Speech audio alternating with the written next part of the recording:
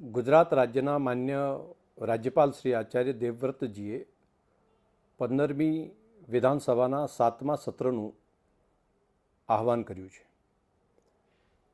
આ ચોમાસું સત્ર તારીખ 8, 9, 10 સપ્ટેમ્બર દરમિયાન બોલાવવામાં આવ્યું છે. ગુજરાત વિધાનસભાએ જેની અંદર માન્ય ધારાસભ્યશ્રીઓ પ્રશ્નો પણ પૂછી શકે તે માટે આજથી કરી અને તારીખ 18, 19, 20 ઓગસ્ટ સુધી તેઓ પોતાના પ્રશ્નો ડાયરેક્ટ પણ નોટિસ આપી શકશે અને અહીંયા આવીને પ્રત્યક્ષ રીતે પણ દાખલ કરી શકશે.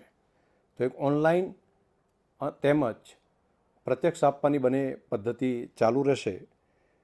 ખાસ કરીને 3 દિવસ દરમિયાન સરકારી કામકાજમાં જીએસટી સુધારા વિધેયક તેમજ ફેક્ટરી એક્ટ સુધારા વિધેયક આ બંનેના જે વટહુકમ છે તે અંગે પણ વિધાનસભામાં રજૂ થશે. તે સિવાય પણ જો સરકાર પાસે કોઈ બાકીનું કામકાજ હશે તો એ પણ જ્યારે રજૂ થશે ત્યારે આગળ લેવામાં આવશે.